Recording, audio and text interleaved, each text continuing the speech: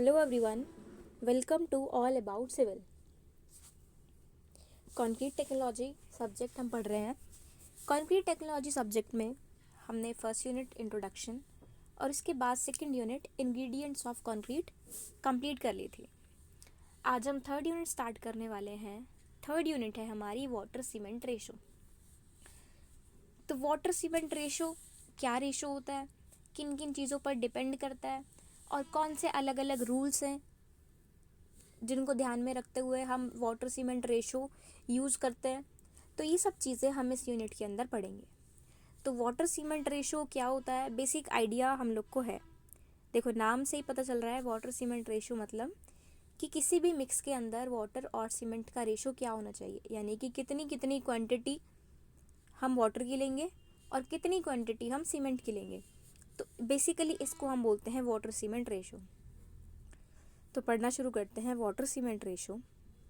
Water cement ratio means the ratio between weight of water to the weight of cement used in concrete mix. तो water cement ratio क्या होता है? Water cement ratio का मतलब होता है ratio wait of water का, कि जो भी वाटर यूज़ कर रहे हैं उसका वेट, उसका भार, डिवाइडेड बाय, भाग दे देते हैं उसको, wait of cement used in concrete mix, यानी कि कितना हम सीमेंट का वेट लेंगे कॉन्क्रीट मिक्स के अंदर. यानी कि सिंपल सी बात, रेशो होता है wait of water upon weight of cement. तो सबसे सिंपल हम ऐसे डिफाइन कर सकते हैं वाटर सीमेंट रेशो को. अब नॉर्मली वाटर सीमेंट रेशो, ये हमने पहले भी पढ़ा था कि इसकी वैल्यू क्या होती है.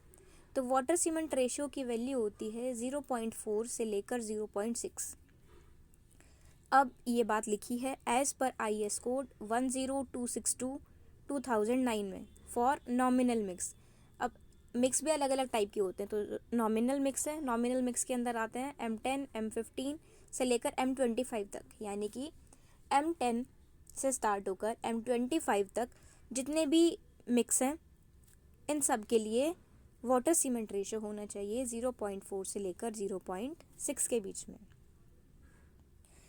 अब जैसे इंटरव्यू में आपसे क्वेश्चन पूछा जाता है कि वाटर सीमेंट रेशो क्या होता है, तो वाटर सीमेंट रेशो सबसे पहली बात तो आप लोग बताओगे कि wait of water divide by weight of cement, इसको हम बोलते हैं वाटर सीमेंट रेशो.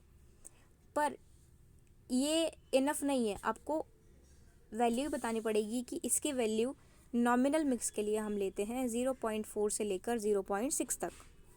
ठीक बात है. और ये नॉमिनल मिक्स के लिए लेते हैं, यानी कि M10, M15 से लेकर M25 तक के जितने मिक्स होते हैं इन सब मिक्स को हम बोलते हैं नॉमिनल मिक्स. तो नॉमिनल मिक्स का दे रखा है हमें IS कोड में कि क्या क्या वैल्यूज़ लेनी है. तो IS कोड 10262/2009 में जो रिलीज़ हुआ था, तो इसके अनुसार वाटर सीमेंट रेशो की वैल्यू होनी चाहिए 0.4 से लेकर 0.6 तक. ठीक है, ये बात बिल्कुल क्लियर है. We all know that water cement ratio will directly affect the strength of concrete. अब ये बात हमको पता है कि वाटर सीमेंट रेशो, जो भी हम रेशो लेंगे उससे पूरी तरीके से जो भी कंक्रीट की आने वाली स्ट्रेंथ है, सामर्थ्य है, उस पर असर पड़ता है. या तो अब दो ही चीज़ें होंगी, या तो स्ट्रेंथ सामर्थ्य बढ़ जाएगी या फिर स्ट्रेंथ या सामर्थ्य घट जाएगी. ठीक है, दो ही चीज़ें होंगे. अब अगर हम बोल रहे हैं कि मिक्स अच्छा नहीं बन रहा है तो और ज़्यादा पानी ऐड कर दो, तो पानी ऐड करने से वर्केबिलिटी तो बढ़ जाती है लेकिन साथ में स्ट्रेंथ कम हो जाती है. ये हमने पहले भी डिस्कस किया था. ठीक है, तो वाटर सीमेंट रेशो के लिए जितनी बेसिक चीज़ें हैं कि वर्केबिलिटी कैसे बढ़ रही है, स्ट्रेंथ कब कम हो रही है, ज़्यादा हो रही है, तो वो सब भी पढ़ेंगे. उससे पहले फ़िलहाल हमने पढ़ा है कि वाटर सीमेंट रेशो में बेसिक बात क्या है, यानी कि वाटर सीमेंट रेशो अगर हमें डिफ़ाइन करना है तो वाटर सीमेंट रेशो क्या रेशो होता है और इसकी वैल्यू क्या होती है. तो आप यहाँ से इसको रीड कर लो, वाटर सीमेंट रेशो.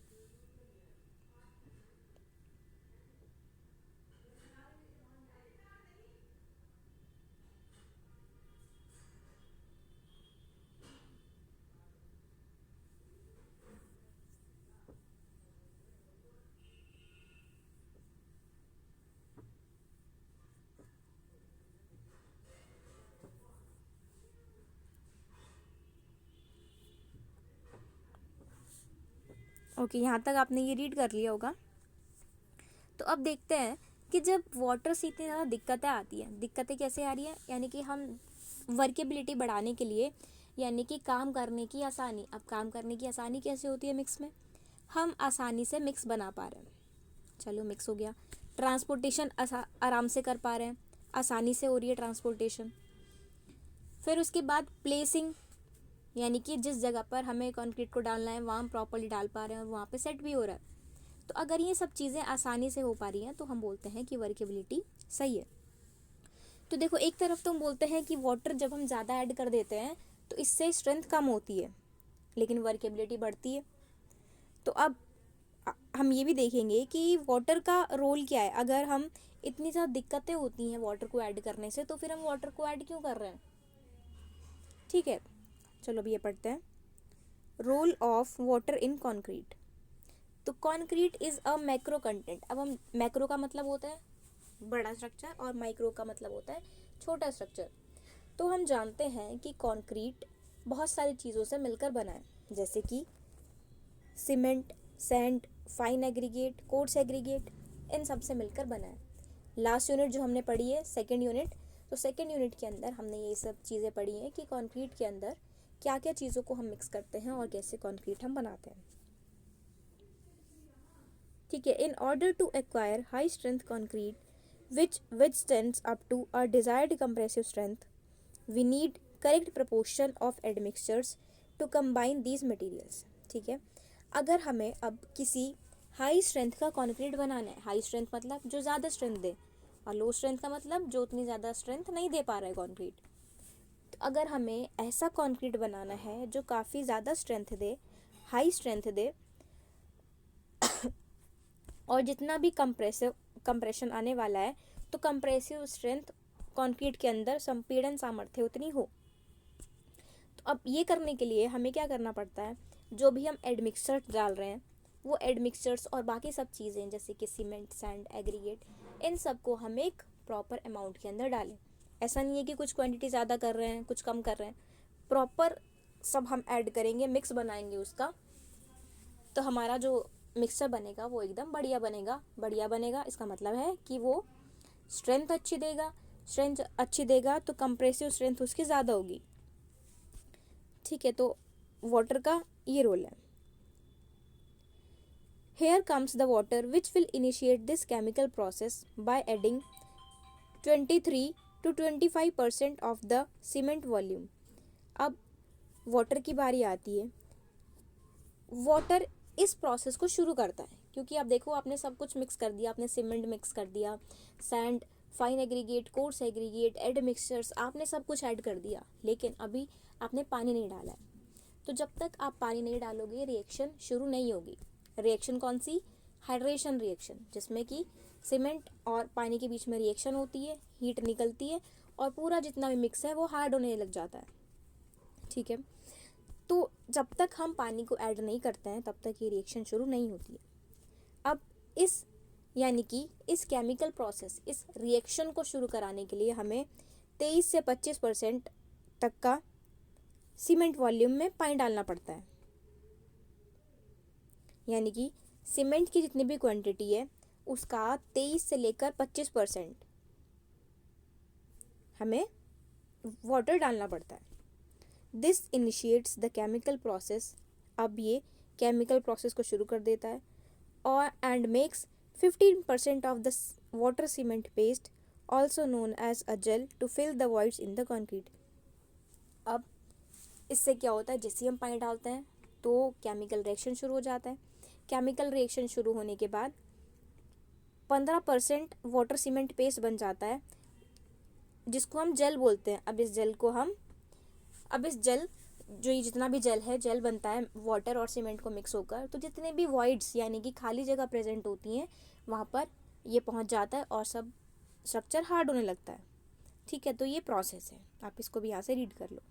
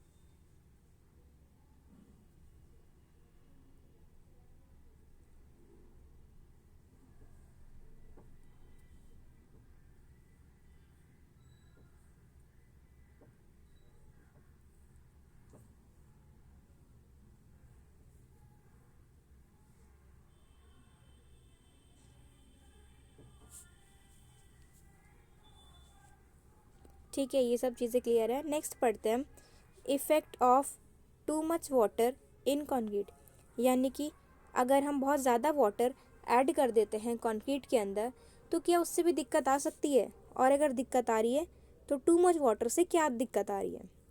तो as stated above we need 23% of water to initiate the chemical process on cement. जैसा कि अभी अभी हमने पढ़ा कि हमें 23% वाटर की ज़रूरत पड़ती है केमिकल प्रोसेस को शुरुआत करने के लिए। अब अगर हम इस मिक्सचर के अंदर और पानी डालते हैं तो cement limit will actually affect the strength. तो वाटर सीमेंट की जो लिमिट है, अब उसका स्ट्रेंथ पर फ़र्क पड़ना शुरू हो जाता है, क्योंकि जितना ज़रूरत थी उतना तो पानी मिल गया। अब जो और ज़्यादा पानी है वो स्ट्रेंथ को इफ़ेक्ट करने लगता है, स्ट्रेंथ पर प्रभाव डालने लगता है। If we keep on adding water to increase the workability, अगर हम वाटर को ऐड करते ही जा रहे हैं वर्केबिलिटी को बढ़ाने के लिए, क्योंकि देखो वर्केबिलिटी, काम आसान हो रहा है लेकिन स्ट्रेंथ कम हो रही है। तो अगर हम अपनी वर्केबिलिटी बढ़ाने के लिए, यानी कि अपने काम को आसान करने के लिए और ज़्यादा पानी भरते जा रहे हैं, तो क्या होगा, concrete has lots of fluid materials. अब कंक्रीट के अंदर बहुत ज़्यादा फ्लूइड मटेरियल हो जाएगा। फ्लूइड मटेरियल यानी कि बहने वाला मटेरियल हो जाएगा। Where the aggregates will settle down. अब सोचो आप, बहुत ज़्यादा पानी पानी हो गया तो जितने भी एग्रीगेट्स होंगे, जैसे जो बड़ी बजरियाँ हैं या सैंड है, वो सब आपने देखा ही होगा कि बड़े पत्थर भी नदी में नीचे बैठ जाते हैं, सेटल हो जाते हैं। और साथ में अगर आप एक ग्लास के अंदर वो डाल दो, रेत डाल दो, तो रेत क्या होगा, सेटल हो जाता है, नीचे बैठ जाता है। तो सेम चीज़ यहाँ पर भी है कि अगर हम बहुत ज़्यादा पानी ऐड कर देते हैं तो बहुत ज़्यादा पानी ऐड करने में जो एग्रीगेट्स हैं वो सेटल हो जाते हैं, वो नीचे बैठ जाते हैं। अब ये पानी तो उड़ जाता है। अब जैसे ही पानी उड़ जाता है तो पानी की जगह पर अब क्या बचेगा, खाली जगह बचेगी। पानी तो उड़ गया लेकिन जहाँ पानी की जगह थी वहाँ वॉइड्स बचे खाली। अब सोचो आप कि जहाँ स्ट्रेंथ हमें पूरे में, अगर एग्रीगेट वो होते पूरे एरिया में बजरियाँ होती तो स्ट्रेंथ काफ़ी ज़्यादा आती, लेकिन अगर हमने पानी ऐड कर दिया है मिक्स में और फिर उसको हमने सेटल करा दिया, तो अब इसमें क्या होगा कि जितना भी एग्रीगेट्स होंगे वो तो सब नीचे बैठ गए और जो पानी पानी था सिर्फ वो ऊपर रह गया। तो अब नीचे से तो स्ट्रेंथ आ जाएगी, लेकिन जहाँ ऊपर ऊपर वाला सीमेंट है, ऊपर ऊपर वाला मिक्स है, वहाँ तो एग्रीगेट्स बहुत कम होंगे और साथ में पानी की अमाउंट वहाँ ज़्यादा है, फ्लूइड मटेरियल था, तो वहाँ पर पानी इवेपोरेट हो जाएगा, तो वहाँ पर खाली वॉइड्स बचेंगे। तो इस वजह से स्ट्रेंथ पर फ़र्क पड़ता है। ठीक है, तो effect of too much water in concrete. But if we follow the guidelines in order to maintain the strength of concrete, then it will affect the concrete workability and make us hard to handle and please them. अगर हम guidelines को follow करें, यानी कि code के अंदर जितनी बातें लिखी हैं स्ट्रेंथ ऑफ कंक्रीट को बचाने के लिए, तो अब इससे हमारी कंक्रीट की वर्केबिलिटी पर असर पड़ता है और हमें थोड़ी सी मुश्किल होती है, क्योंकि अगर पानी कम होगा तो हम इजीली मिक्स नहीं कर पाएंगे, और जब मिक्स नहीं होगा तो प्रॉपरली हम उसको जहाँ भी प्लेस कराना है प्लेस नहीं करा पाएंगे। तो ये दिक्कत है, लेकिन हमें फिर भी स्ट्रेंथ को मेंटेन रखने की कोशिश करनी चाहिए कि स्ट्रेंथ उतनी रहे, भले ही वर्केबिलिटी में थोड़ी सी दिक्कत आ जाए। तो आप इसको यहाँ से रीड कर लो, effect of too much water in concrete.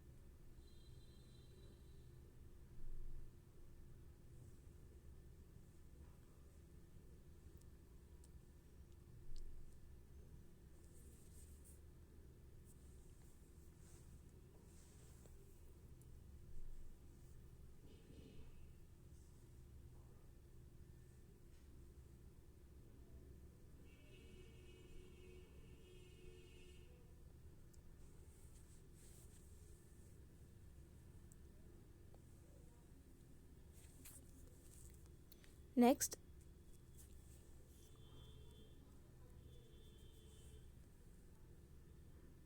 देखो वर्केबिलिटी के बारे में ही पढ़ लेते हैं। Do you know what is workability of concrete? तो यहाँ से वर्केबिलिटी को की भी आपको डेफिनेशन मिल गई। Workability means the ability of concrete to handle, transport and placing without segregation. देखो वर्केबिलिटी का मतलब होता है कि कंक्रीट की एबिलिटी, यानी कि कंक्रीट का वो गुण जिसकी वजह से हम कंक्रीट को हैंडल कर पा रहे हैं। हैंडल करना मतलब जो भी काम है उसको आसानी से कर पा रहे हैं, तो हैंडल कर पा रहे हैं। साथ में ट्रांसपोर्ट कर पा रहे हैं, एक जगह से दूसरी जगह पर लेकर जा पा रहे हैं आसानी से, और उसको प्लेस कर पा रहे हैं। प्लेसिंग के दौरान कोई सेग्रीगेशन नहीं हो रहा है। सेग्रीगेशन आपको बताया था मैंने, सेग्रीगेशन और ब्लीडिंग दो डिफेक्ट्स आते हैं, दो दिक्कतें आती हैं कंक्रीट के साथ। तो सेग्रीगेशन और ब्लीडिंग, सेग्रीगेशन होता है जिसमें एग्रीगेट्स सेटल हो जाते हैं नीचे, तो इसको हम बोलते हैं सेग्रीगेशन। तो अगर कंक्रीट में ऐसी एबिलिटी है कि जिसकी वजह से हम कंक्रीट को ईजिली हैंडल कर पा रहे हैं, यानी कि ईजिली मिक्स बना पा रहे हैं, उसको ट्रांसपोर्ट कर पा रहे हैं एक जगह से दूसरी जगह पर, और बिना सेग्रीगेशन को उसको प्लेस कर पा रहे हैं, तो हम मानेंगे कि कंक्रीट वर्केबल है। The concrete said to be workable if it can be easily handled, placed and transported without any segregation while placing it in site.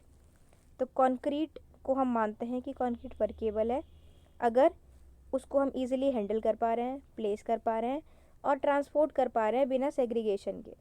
ठीक है, तो वर्केबिलिटी हम इसको बोलते हैं। That's why we are using plasticizers and super plasticizers which will increase the workability without affecting the water cement ratio. तो इसलिए हम प्लास्टिसाइजर्स या फिर सुपर प्लास्टिसाइजर्स का यूज़ करते हैं। अब ये क्या करते हैं, ये वर्केबिलिटी को बढ़ा देते हैं और साथ में वाटर सीमेंट रेशो में भी फ़र्क नहीं पड़ता है। तो प्लास्टिसाइजर्स और सुपर प्लास्टिसाइजर्स हम वहाँ पर ऐड कर लेते हैं, वहाँ पर यूज़ कर लेते हैं।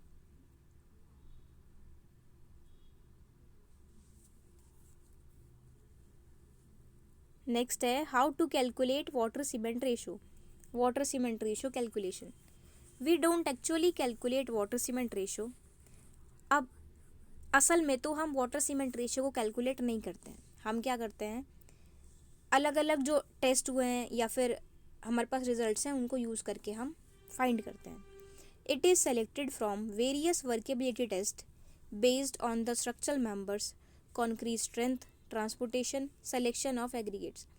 तो हम अलग अलग चीज़ों पर बेस्ड वाटर सीमेंट रेशो को यूज़ करते हैं, जैसे कि वर्केबिलिटी टेस्ट करते हैं, यानी कि कौन सा वर्केबिलिटी कंडीशन सही रहेगी, कहाँ तक वर्केबिलिटी होनी चाहिए, तो उसके अकॉर्डिंग हम वाटर सीमेंट रेशो को डिसाइड करते हैं, बनाते हैं। साथ में कौन सा स्ट्रक्चरल मेंबर हम बना रहे हैं, सपोज हम कॉलम बना रहे हैं या बीम बना रहे हैं या फुटिंग बना रहे हैं, तो इसके लिए भी अलग अलग हमारे पास स्ट्रक्चरल मेंबर्स होते हैं, तो उनके लिए अलग अलग हमारे पास वाटर सीमेंट रेशो है। कंक्रीट स्ट्रेंथ पर डिपेंड कर रहा है। अब हमें कंक्रीट की स्ट्रेंथ भी मेंटेन करनी है और वाटर सीमेंट रेशो भी देखना है, तो वाटर सीमेंट रेशो हम कंक्रीट की स्ट्रेंथ से भी देखते हैं। Transportation, selection of aggregation etcetera, तो इन सब चीज़ों पर भी वाटर सीमेंट रेशो निर्भर करता है। At site level we can make use of the below calculation from the nominal mix. अब साइट लेवल पर हम जो कैलकुलेशन गिवन है नॉमिनल मिक्स के लिए इनको यूज़ कर लेते हैं।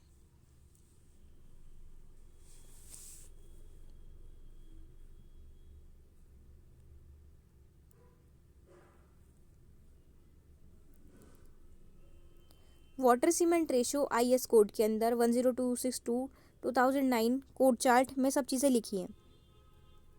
तो कोड के अंदर हर एक चीज़ें लिखी होती हैं कि अगर प्लेन कंक्रीट है तो प्लेन कंक्रीट के अंदर हमें वाटर सीमेंट रेशो क्या रखना है।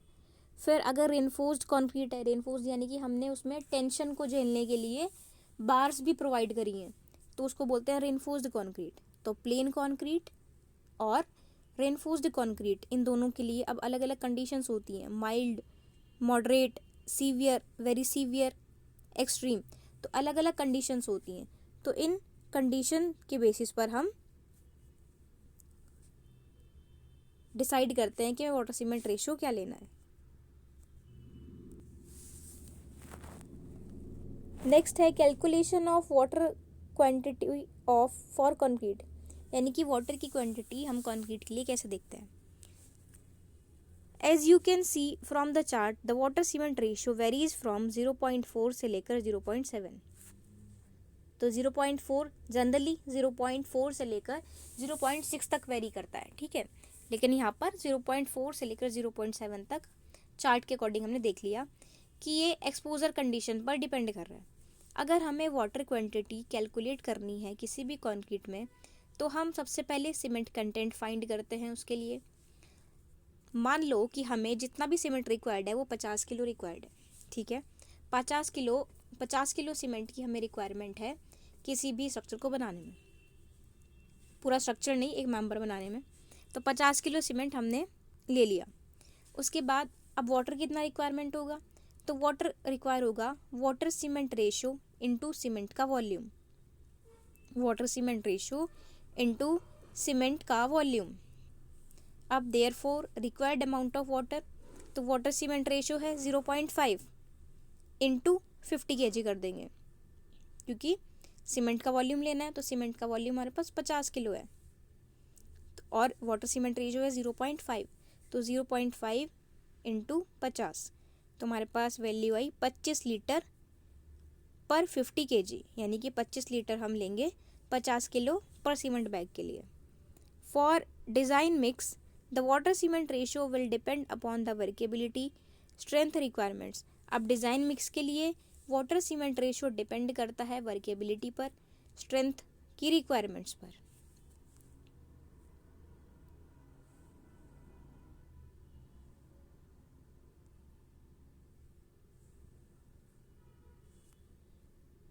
इसके बाद अलग अलग टेस्ट भी होते हैं वर्केबिलिटी और कंसिस्टेंसी को देखने के लिए, फिर हम वो पढ़ेंगे। तो यहाँ से आपको इतना समझ में आया होगा कि वाटर सीमेंट रेशियो को हम किस प्रकार से टेस्ट करते हैं। वाटर सीमेंट रेशियो क्या होता है, कितना वाटर सीमेंट रेशियो हमें लेना होता है, जनरल वैल्यू क्या होती है। उसके बाद हमने देखा कि पानी ऐड करने से वर्केबिलिटी तो बढ़ जाती है, लेकिन साथ में स्ट्रेंथ कम हो जाती है। तो या तो हम प्लास्टिसाइजर्स या फिर सुपर प्लास्टिसाइजर्स डाल देते हैं, जिससे कि वाटर सीमेंट रेशियो पर असर नहीं पड़ता है।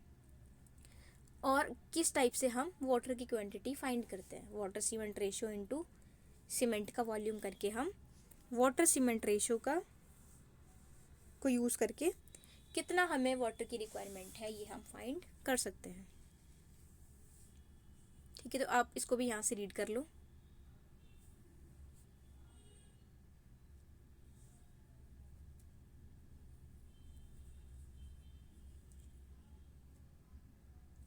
ओके, ये कंटिन्यू करेंगे हम नेक्स्ट लेक्चर में। Thank you.